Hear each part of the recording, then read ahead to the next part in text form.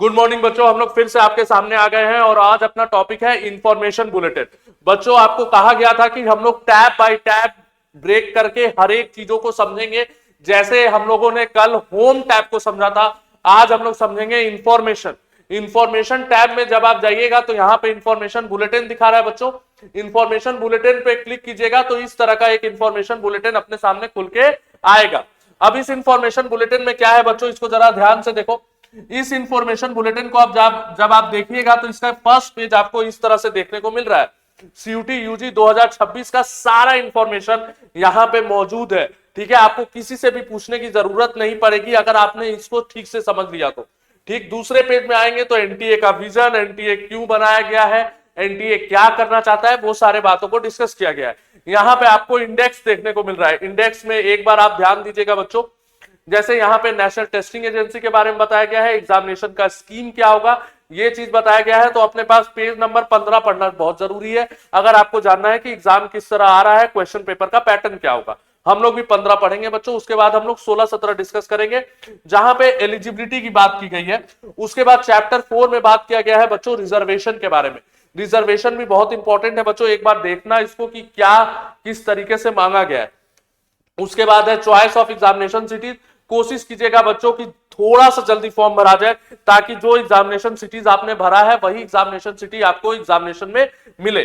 कम से कम कोशिश करना बच्चों ट्रैवल करने का, कोई भी ऐसा सिटी मत डालना जहां पे आपको बहुत ज्यादा ट्रैवल करके जाना पड़े। अगर आप गर्ल कैंडिडेट हैं तो फॉर श्योर आपने जो डाला होता है फर्स्ट नंबर पे वही मिल जाता है, ऐसा जनरली देखा गया है। पर कुछ कहा नहीं जा सकता, इसीलिए कोशिश कीजिएगा कि नजदीक से नजदीक सिटी डाला जाए। उसके बाद आता है admit card, schedule of examination क्या होगा। उसके बाद इंपॉर्टेंट कुछ इंस्ट्रक्शंस आपके लिए दिए गए हैं। अनफेयर मींस का कोई सवाल ही नहीं उठता है, हम लोग से पढ़ के जाइए, किसी चीज की जरूरत नहीं पड़ेगी, एग्जाम निकलना ही है। ठीक है, फिर उसके बारे में डिस्कस किया गया है क्योंकि ये मैंडेटरी प्रोविजन कर दिया गया है, हर एक जगह आपको डिस्कस करने को मिलेगा। क्या क्या आप नहीं ले जा सकते हैं, ड्रेस कोड क्या होगा वो भी यहाँ पे डिस्कस किया गया। ठीक है, फिर आंसर की को किस तरह आप चैलेंज करेंगे ये सब तो बात की बात हो गई।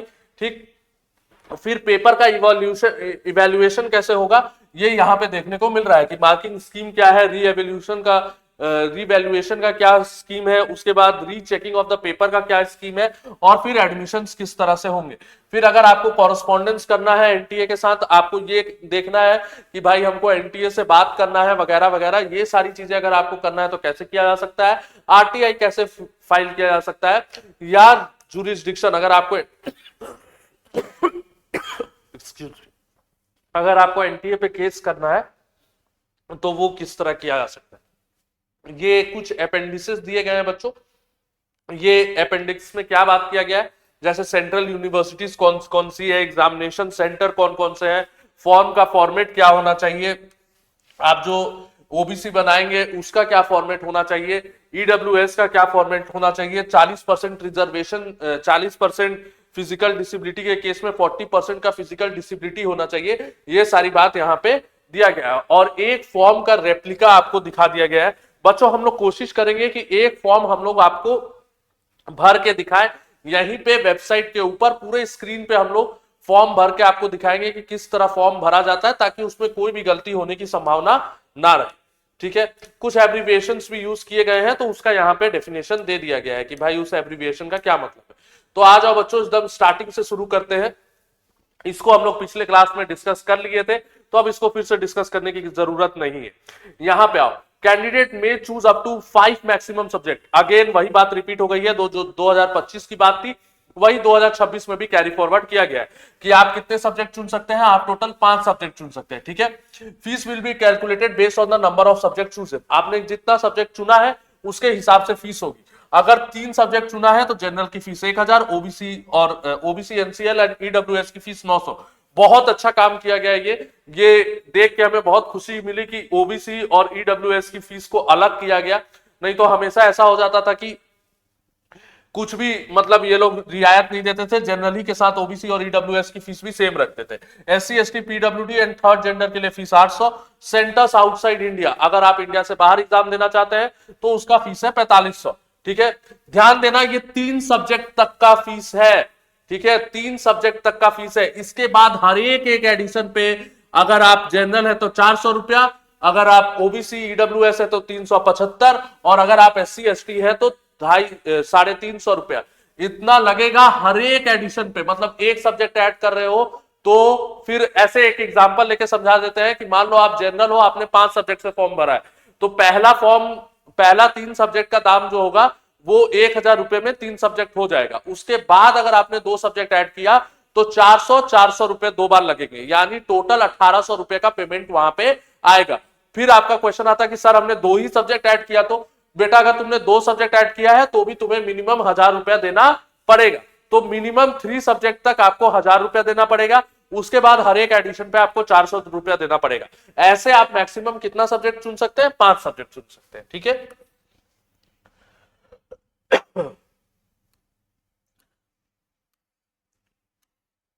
अब आ जाते हैं रजिस्ट्रेशन। रजिस्ट्रेशन ऑनलाइन होंगे।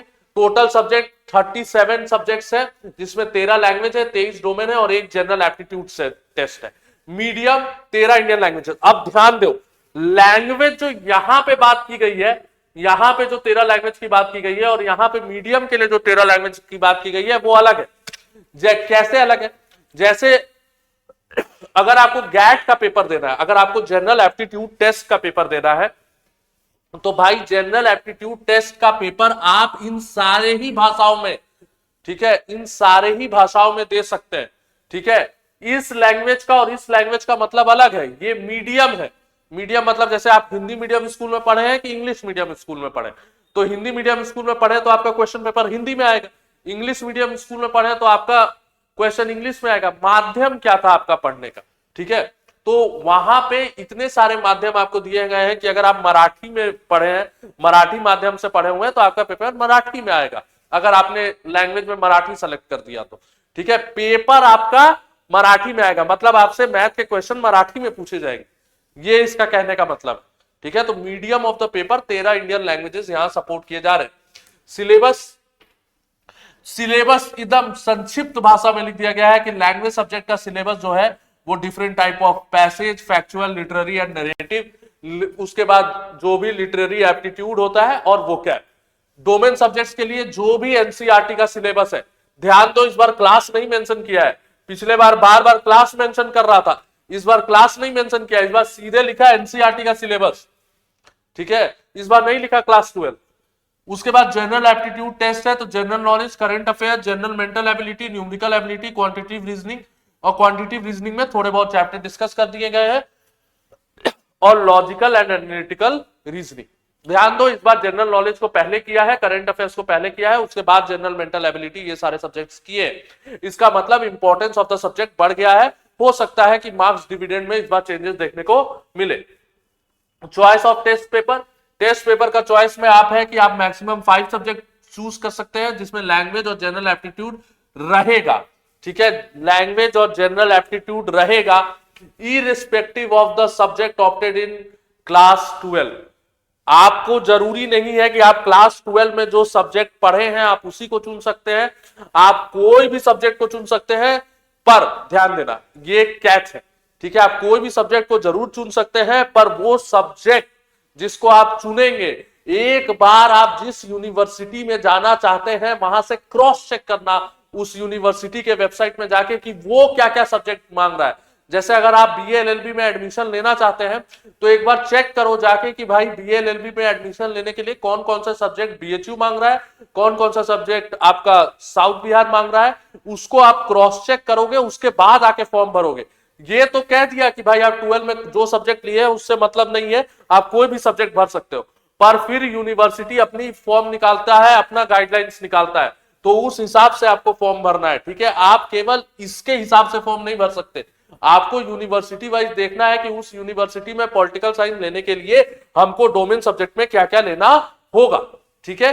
ये सारी बातें यहां हो गई। मार्किंग स्कीम, हर एक करेक्ट आंसर पे 5 नंबर और नेगेटिव मार्किंग होगा फॉर ईच इनकरेक्ट आंसर -1, यानी 1/5 का नेगेटिव मार्किंग चल रहा है। मोड ऑफ द एग्जामिनेशन, सारे ही एग्जाम कंप्यूटर बेस्ड होंगे, कोई ऑफलाइन माध्यम का आपको सपोर्ट नहीं मिलेगा। Total question 50 question for each test paper, 50 question है, सारे को कंपलसरी कर दिया गया है पिछले बार के जैसा। Duration for each test paper would be 60 minute, 50 question 60 minute.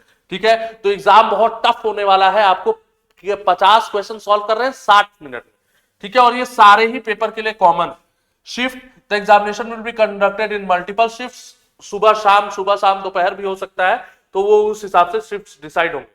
ठीक है, यहां पे डायरेक्ट यहां पे देखिए एक लाइन लिख दिया गया है कि candidates may select subject based on the eligibility criteria for a program of a desired university.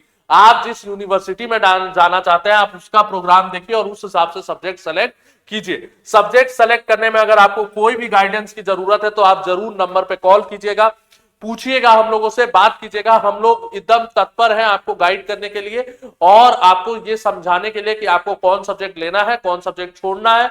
ठीक है, और आप किस यूनिवर्सिटी में जाना चाहते हैं, इसके लिए जरूर स्क्रीन पे नंबर आ रहा होगा, उस पर कॉल कीजिए। रैंकर्स एजुकेयर आपके साथ है, आपको ये बताने के लिए, आपको ये गाइड करने के लिए कि किस तरह आपको एग्जामिनेशन में प्रोसीड करना है।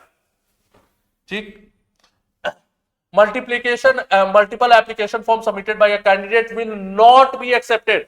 देखो बहुत बच्चे ऐसा है कि बार बार फॉर्म सबमिट कर देते हैं। देखो बच्चा मत करना, ये सब फालतू चीजें हैं। कोशिश करना एक ही बार में फॉर्म राइट हो जाए। ठीक है, बार बार फॉर्म भरोगे तो रिजेक्शन हो जाएगा, क्योंकि ये आपके आधार कार्ड को कैप्चर कर रहे हैं। जैसे ही अगर आपका आधार कार्ड नंबर आप डालिएगा तो दूसरा रजिस्ट्रेशन नहीं हो पाएगा। एंड इट्स मैंडेटरी कि आप एक बार में सही रजिस्ट्रेशन करें। ठीक, क्योंकि आपका रिजल्ट कैंसिल हो सकता है ये सब करने से। फीस आप किसी भी तरीका से भर सकते हैं, QR code, payment aggregator, UPI, सारे कुछ आते हैं, उसमें सारा ऑप्शन आता है, आप किसी भी माध्यम से फीस भर सकते हैं। ठीक है, सारे इंस्ट्रक्शंस को अच्छे से पढ़िए, उसके लिए हम लोग हैं। रिजल्ट सारा आपका ऑनलाइन रहेगा, सारे फॉर्म्स ऑनलाइन ही सबमिट किए जाएंगे। कोई फॉर्म पोस्ट और से नहीं लिया जाएगा, डाक के सहायता से भेजा गया फॉर्म एक्सेप्ट नहीं किया जाएगा। आपको फॉर्म ऑनलाइन ही भरना है और इस फॉर्म को भराने की प्रक्रिया में हम लोग आपके साथ रहेंगे, आप पूछ सकते हैं हम लोग को। ठीक है, अब जो भी इंस्ट्रक्शन है ऑनलाइन एप्लीकेशन फॉर्म को भरने के बारे में वो हम लोग नेक्स्ट वीडियो में डिस्कस कर देंगे। तब तक के लिए धन्यवाद। आपके मन में कोई भी डाउट आ रहा हो, आपको कोई भी गाइडेंस चाहिए हो, एग्जामिनेशन पर्सपेक्टिव से अगर आपको समझना हो कि भाई गैट में क्या पढ़ना है, लैंग्वेज में क्या पढ़ना है, तो एक बार हम लोग को कांटेक्ट जरूर मिलाइएगा बच्चों। हम लोग कोशिश करेंगे कि आपके साथ बने रहे जब तक कि आपका एग्जाम निकल ना जाए। ठीक है, हम और आप मिलके इस एग्जाम को क्रैक करने की कोशिश करेंगे। आप एकदम बने रहिए, लगे रहिए, एकदम ताबड़तोड़ मेहनत करते रहिए, क्योंकि अब एग्जाम आ गया है, अब वो दिन आ गया है जहां आपको आपका सफलता चखने को मिलेगा। ठीक है बच्चों, ये 2026 आपके लिए शुभ हो। ये 2026 की बहुत अच्छी शुरुआत हुई है कि हम और आप मिले हैं और हम लोग मिलकर आपके ड्रीम कॉलेज को पाने में आपकी सहायता करेंगे। धन्यवाद।